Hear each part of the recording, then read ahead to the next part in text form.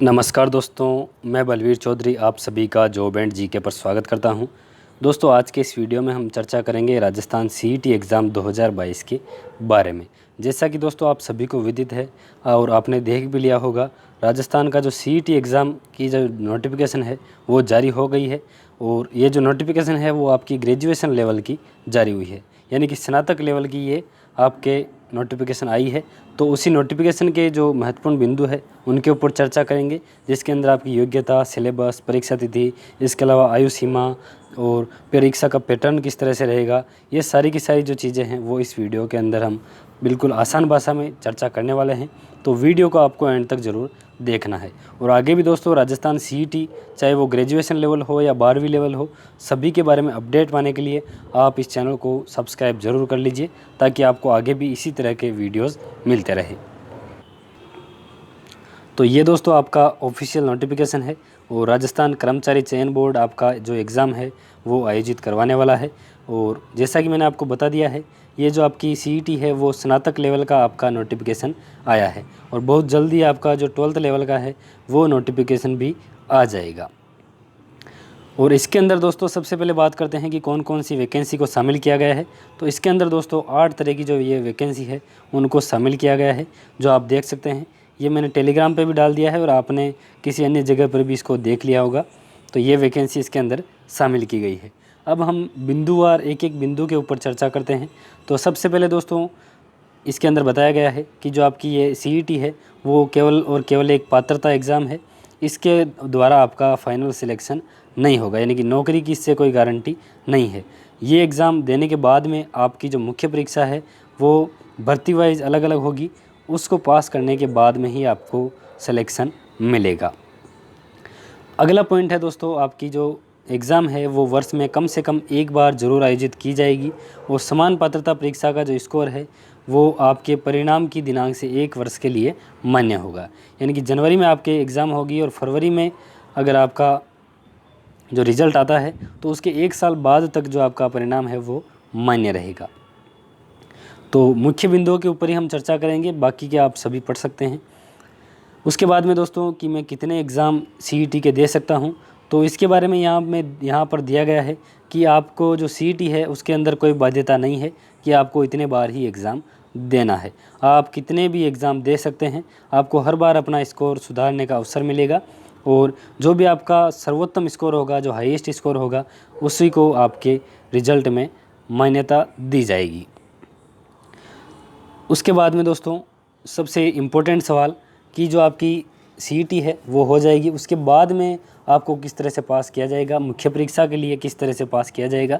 तो यहाँ पर दोस्तों बताया गया है कि जो आपकी सीईटी है उसके अंदर जो भी आपके अंक प्राप्त होंगे उसके आधार पर जो टॉप 15 गुना अभ्यर्थी है उनको उस भर्ती के लिए पास किया जाएगा। यानी कि किसी भर्ती में 100 पोस्ट है तो उसके 15 गुना यानी कि 1500 जो कैंडिडेट है उनको इस मुख्य परीक्षा में शामिल किया जाएगा। हालांकि इसके अंदर 15 गुना दिया गया है, लेकिन ये बढ़कर 20 गुना या 17 गुना ये भी हो सकता है। ये आपके कर्मचारी चयन बोर्ड के ऊपर डिपेंड करेगा। उसके बाद में अगले बिंदुओं के ऊपर चर्चा करते हैं। तो इसका दोस्तों जो ऑनलाइन आवेदन है वो OTR के माध्यम से होगा, यानी कि 1 टाइम पासवर्ड के माध्यम से होगा। तो उस हिसाब से आपको करना है। उसके बाद में अगले बिंदुओं पर चर्चा करें तो आपका जो आवेदन शुल्क या परीक्षा शुल्क है वो आपका कैटेगरी वाइज इस तरह से रहने वाला है, जो आप देख सकते हैं। और उसके बाद में बात करते हैं जो आपकी पोस्ट है, यानी कि 8 वैकेंसी की हमने ऊपर बात कर ली है, लेकिन वैकेंसी वार यानी कि भर्ती वार कितने पद इसके अंदर संभावित होने वाले हैं, तो ये आप दोस्तों देख सकते हैं कि किस वैकेंसी के कितने पद संभावित बताए गए हैं। हालांकि मुख्य परीक्षा के समय इन पदों में कमी या बढ़ोतरी भी की जा सकती है, लेकिन कमी तो क्या ही की जाएगी, बढ़ोतरी करने के ही चांसेज है। उसके अलावा दूसरे महत्वपूर्ण बिंदु पर बात करते हैं जो कि है आपका योग्यता, यानी कि शैक्षणिक योग्यता या पात्रता क्या मांगी गई है इन एग्ज़ाम के लिए। देखिए ऐसा है, सीईटी का एग्ज़ाम तो आप सभी को जिन्होंने ग्रेजुएशन कर रखी है सभी को देना है, लेकिन जो हमने वैकेंसी ऊपर बात की है 8 तरह की, उनमें अलग अलग योग्यता है। तो उस हिसाब से आप जो मुख्य परीक्षा होगी उसके अंदर आपकी जो योग्यताएं हैं वो अलग अलग मांगी जाएगी। बाकी आप ग्रेजुएशन लेवल अभी है तो आप सारे ही सीईटी के पात्र है। उसके बाद में अगर हम पदवार बात करें दोस्तों, तो पदवार जो आपकी है वो अगर महिला अधिकारिता से आप भरते हैं तो आप आयु देख लेना। यहाँ पे आपको नॉर्मली स्नातक ग्रेजुएट होना है। उसके बाद में अगर आप पटवारी से भरते हैं तो एज आप 18 से 40, इसके अलावा ग्रेजुएशन आपकी इसके अंदर चाहिए। और ये जो सारे के सारे कंप्यूटर कोर्स है उनमें से आपके पास में एक होना चाहिए, और मेरे ख्याल से आप सभी के पास में RSCIT का कोर्स ज़रूर होगा। उसके बाद में जिलेदार का पद है, उसके अंदर भी आपके जो ग्रेजुएशन है वो मांगी गई है। इसके अलावा प्लाटून कमांडर गृह जो रक्षा विभाग है उसके अंदर भी आपके स्नातक मांगी गई है। अब राजस्व मंडल और जो कोष एवं लेखा विभाग है उसके अंदर जो ये 2 पोस्ट है उसके अंदर ये जो अलग अलग योग्यताएं हैं इनको आप देख सकते हैं। जो भी आपके पास में योग्यता है वो उसी आधार पर आप इसमें अप्लाई कर सकते हैं। बाकी की जो ये 3 सेवाएं हैं उसके अंदर आप किसी भी सब्जेक्ट में स्नातक होने चाहिए। बाकी अगर आप अंतिम वर्ष की परीक्षा में शामिल है तो आप जो मुख्य परीक्षा है उसके उपस्थित होने से पहले आपके पास में जो आपका योग्यता है वो कंप्लीट हो जानी चाहिए। उसके अलावा दोस्तों आयु की अगर बात करें तो आयु की हमने ऊपर बात कर ही ली है।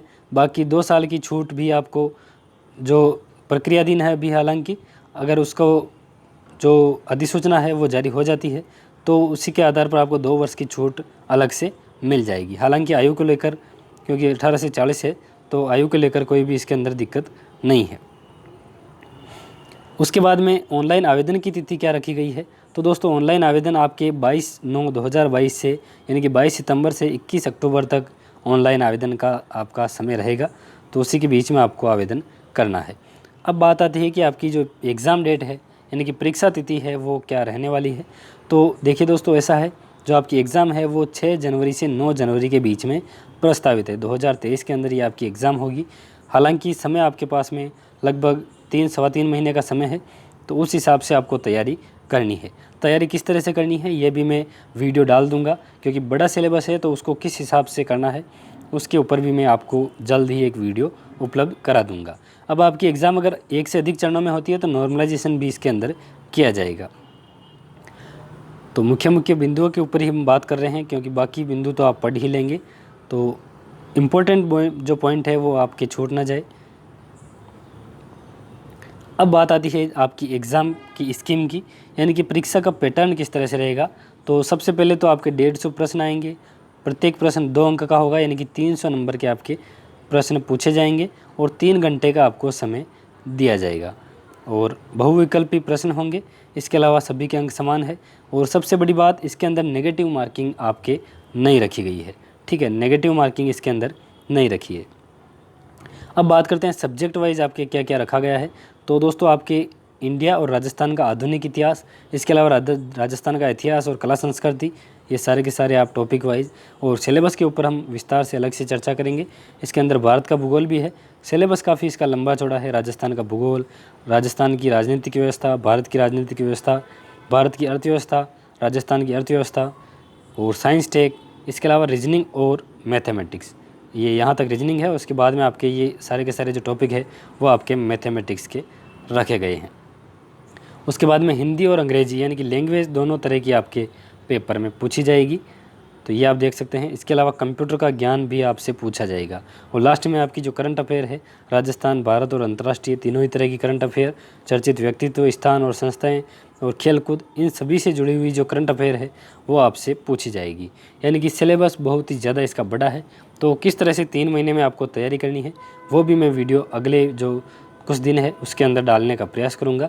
तब तक आप चैनल को सब्सक्राइब करके जुड़ जाइए। तो मिलते हैं अगले वीडियो में। तब तक के लिए सभी को जय हिंद।